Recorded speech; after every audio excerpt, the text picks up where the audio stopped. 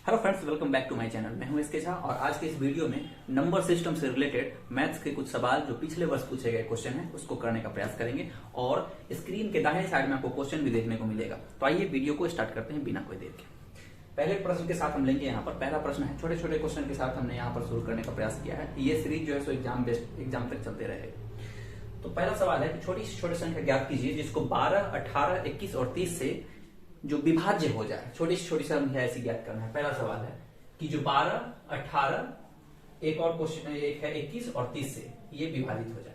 तो इसके लिए सबसे पहले हमारा काम क्या होगा? इसके लिए सबसे पहले क्या करते हैं, इन नंबरों का एलसीएम निकालते हैं। एलसीएम मतलब लोएस्ट कॉमन मल्टीपल। इन नंबरों का जब एलसीएम निकालेंगे तो सबसे पहले एलसीएम निकालने का आप देख लीजिए कि किस तरीके से कंसेप्ट होता है।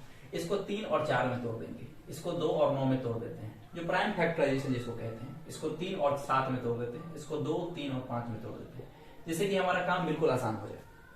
तो देखिए सबसे ज्यादा जो है 3 यहाँ पर है क्योंकि ये 3 का स्क्वायर है, तो बाकी 3 का जो काम अपने आप खत्म हो गया। 2 यहाँ सबसे ज्यादा है क्योंकि ये 2 का स्क्वायर होगा, तो बाकी 2 का काम जो है सो खत्म हो गया। तो बचा हमारे पास क्या, 4 बच गए, 9 बच गया, 7 बच गया और 5 बच गया।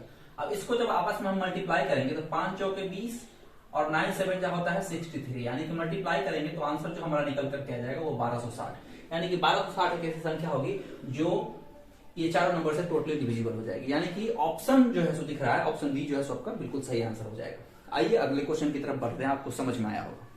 अगला सवाल हमारा कह रहा है कि एक छात्र को एक संख्या को 21 से विभाजित करने के लिए बोला गया, लेकिन वो 21 से विभाजित नहीं किया, 12 से विभाजित कर दिया और आंसर जो उसका है वो 35 प्राप्त होता है। तो देखिए सवाल नंबर 2 है कि संख्या मान लीजिए कि कोई एक्स रहा होगा, उसको जो है 12 से विभाजित कर देता है, आंसर हमारा उसका 35 आ जाता है। संख्या को विभाजित करना था 21 से, इसका मतलब ये हुआ कि संख्या कितना रहा होगा भैया, संख्या रहा होगा 35 गुना 12। अब यही संख्या को अगर 21 से भाग देना है तो 21 से भाग देते हैं, ये कटेगा किससे भाई, 7 से कटेगा 3 बार में और ये कट जाएगा 5 बार में और ये 3 से कट जाएगा ये 4 बार में, यानी कि उत्तर जो है हमारा निकल करके आएगा 20। यानी कि 20 जो है तो 21 से विभाजित करने पर हमारा आंसर निकल करके आएगा। आई होप चीजें आपको समझ में आ रही होंगी। यानी कि ऑप्शन नंबर ए जो है तो आपका करेक्ट जवाब हो जाएगा। आते हैं अगले सवालों पे। नंबर सिस्टम का ये सीरीज चल रहा है जिसमें कि पिछले वर्ष पूछे गए सारे क्वेश्चन को मैं यहाँ पर कवर करने का प्रयास करूंगा। अगला सवाल है क्वेश्चन नंबर 3, आपकी स्क्रीन के ऊपर हुए रहा। जैसे केबीसी खेलते हैं उसी तरीके से कुछ मामला यहाँ पर चलेगा। सवाल है कि छोटी से छोटी संख्या ज्ञात कीजिए जिसको कि 23, 12 और 28, यानी कि 23, 12 और 28, 23, 12, 28 में जोड़ने पर प्राप्त संख्या 33 से पूर्णतः विभाजित हो जाए। तो इसको 33 से पूरा तरह विभाजित करना है भाई साहब, कुछ ना कुछ शेष जरूर बचेगा। तो 33 से पहले भाग लगा के ही देख लेते हैं। अब 33 से भाग लगाएंगे तो यहाँ पर देखिए 7 बार में ये जाएगा, 231 आ जाएगा, ये बिल्कुल कैंसिल आउट हो जाएगा। यहाँ से 2 उतारेंगे, यहाँ से 1 0 लगा के 1 2 यहाँ से और उतार देंगे, फिर 0 लगा के 8 भी यहाँ से उतार देंगे। अब देखिए 228 है, ये 6 बार में चला जाएगा, 6 का 18 और 6 का 18 19, बच गया कितना भाई 0, 12 में से 9 गया 3, यानी कि 30 बच गया। तो भाई यहाँ से 33 से भाग लगा रहे थे, बचा हमारा 30 है, इसमें 3 और ऐड कर देते तो ये 33 से एक बार में पूरे कट जाता।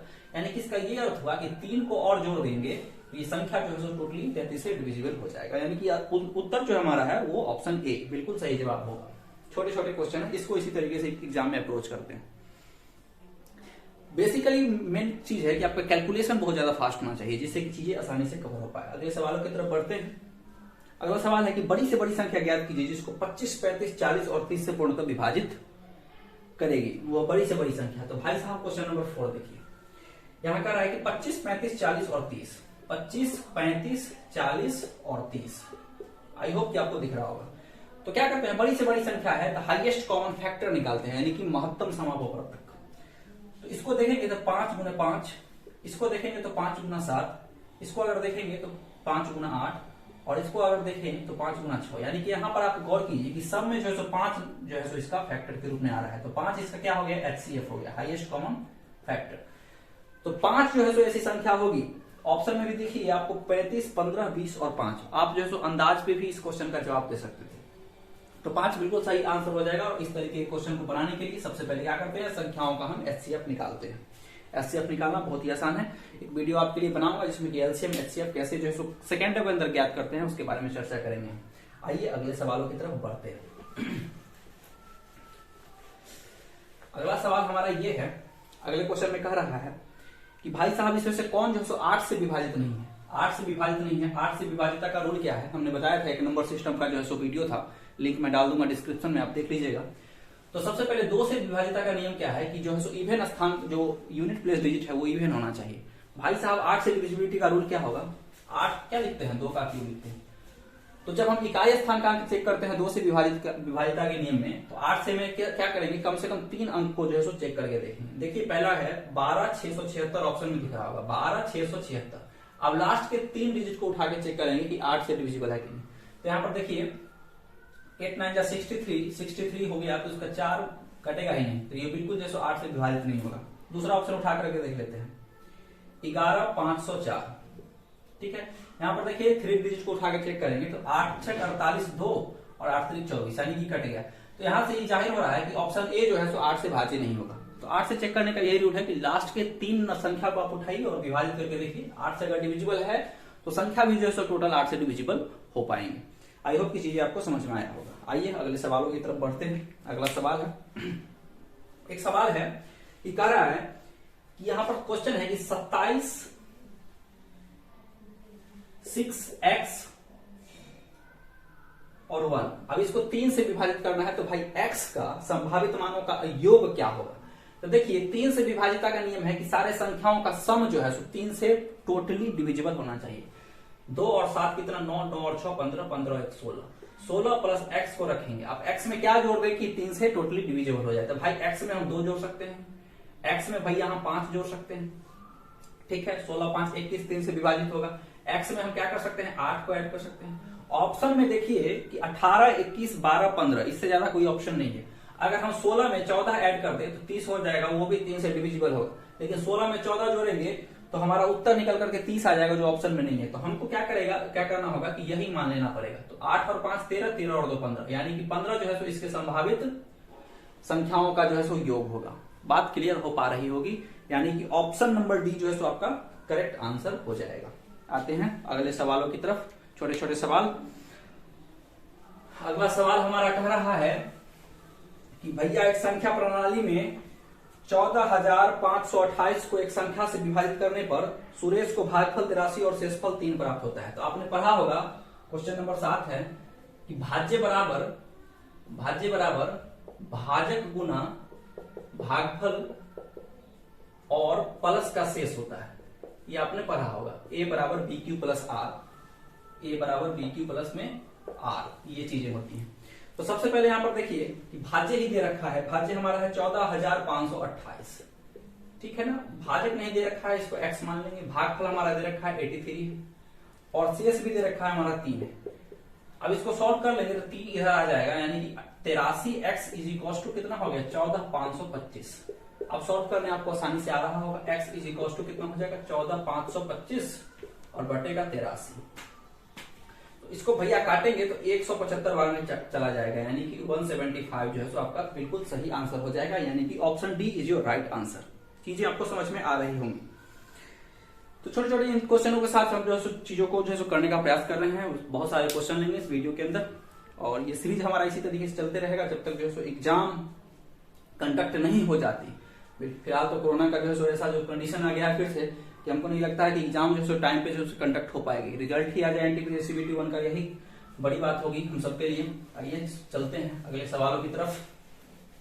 तो अगला सवाल हमारा कह रहा है कि देखिए कि ये वह छोटी से छोटी संख्या ज्ञात कीजिए जिसे कि 20,000 में जोड़ने पर 12, 15 और 25 से विभाजित हो जाए।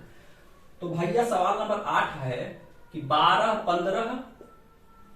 15 और 25 से विभाजित होने के लिए क्या करना पड़ेगा कि सबसे पहले इसका हम ले लेते हैं एलसीएम। एलसीएम यहां से ले लेंगे तो कितना होगा भाई साहब, 25 में देखिए 5 का पूरा ये पैकेज है, तो बाकी सब जगह से 5 हट जाएगा, यहाँ 3 बचेगा। अब यहाँ देखिए 3 इंटू 4 का ये जो है सो इसका फैक्टर बनता है, 3 यहां भी आ गया। कहीं पर हमको एक ही जगह पर 3 लेना है भाई साहब, तो 3 यहां से हम खत्म कर देते हैं। तो बचा कितना, 25 चौके 100 और उसमें 3 से मल्टीप्लाई कर देंगे तो इसका एलसीएम आएगा कितना, 300। बात क्लियर हो पा रहा होगा। एलसीएम निकालने का ये मेथड है। बाकी आप बड़े नंबर को उठा के उसका टेबल पढ़िए, एलसीएम खुद ब खुद आपको पता चल जाएगा। तो 300 आ गया भैया जी इसका एलसीएम। अब हमारे पास संख्या था 20,000। अब 20,000 में 300 से डिवाइड करेंगे तो 3 छक 18,000 से कट जाएगा, यानी कि 200 हमारा जो है सो रिमाइंडर बच के आएगा। 200 हमारा रिमाइंडर बच के आएगा। तो भैया जी 300 से भाग करना था। अब 200 में प्लस 100 और जोड़ देते तो ये 300 से टोटली डिविजिबल हो जाता। आई होप आप चीजें समझ पा रहे हैं। 200 शेष निकल करके आया है, 100 और उसमें जोड़ देते तो 300 से पूरी तरीके से विभाजित हो जाता, यानी आंसर हमारा क्या हो जाएगा, 100 आंसर हो जाएगा। अब इस तरीके से भी सोच सकते हैं कि 300 में 200 को माइनस कर देंगे, बचेगा हमारे पास 100, जो कि अगर जोड़ते तो वो टोटली 300 से डिविजिबल हो जाता। यानी कि ऑप्शन जो है आपका बिल्कुल सटीक हो जाएगा, D, option D is your right answer. बढ़ते हैं अगले सवालों की तरफ। अगला सवाल कह रहा है कि 1000 से बड़ी व छोटी से छोटी घन संख्या जो कि 2, 4 और 6 द्वारा विभाज्य है। यहां तक की चीजें आपको समझ में आई होगी। आइए बढ़ते हैं अगले सवालों की तरफ। तो अगला सवाल है भैया कि 1000 से बड़ी वह सबसे छोटी घन संख्या, भाई साहब 1000 से बड़ी होनी चाहिए, यहां पर जो संख्या आएगा वो 1000 से बड़ी होनी चाहिए। तो कह रहा है कि 2, 4 और 6 से विभाजित होनी चाहिए। तो 2, 4 और 6 का क्या करेंगे, एलसीएम निकाल देंगे। तो जाहिर सी बात है इसका एलसीएम कितना निकल करके आ जाएगा भाई साहब 12। बड़े नंबर 6 गुना 12 कीजिए, 4 से भी कटेगा, 2 से भी कटेगा। अगर आप मेरे वाले मेथड से एलसीएम निकालना चाहते हैं तो देखिए सबसे ज्यादा जो है सो 2 किसमें, 4 में, बाकी यहां से भी 2 चला जाएगा, यहां से भी 2 × 3 होता है तो 2 भाई साहब चले जाएंगे, यानी बचेंगे कितना, 12। तो 12 निकल करके आया हमारा एलसीएम। अब देखिए घन है, 12 का क्यूब जब हम करेंगे तो 12 का क्यूब कितना होता है भैया, 12 × 12 × 12, यानी कि 12 और 12 को मल्टीप्लाई करेंगे 144 और इसमें 12 से मल्टीप्लाई करेंगे यानी कि 1728। यानी कि 1728 एक ऐसी घन संख्या होगी जो 2, 4 और 6 से पूर्णतः विभाजित होगी और 1000 से बड़ी भी होगी। यानी कि 1728 जो है भैया वो 1000 से बड़ा संख्या भी है। चीजें आपको समझ में आई होगी, यानी कि option C is your right answer. इस तरीके से 9 क्वेश्चन हमने यहां पर देखा और आज के लास्ट क्वेश्चन पे हम चलते हैं। लास्ट का क्वेश्चन जो है सो देखिए क्या है, आपकी स्क्रीन पे भी दिख रहा होगा।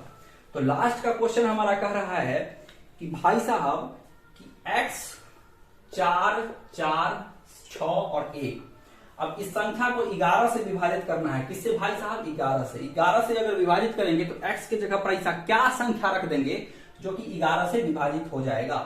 ऑप्शन आपका है 2, फिर है आपका 4, सी में आपका है 3 और डी में आपका है 5, यानी कि इसमें से कौन सी संख्या होगी।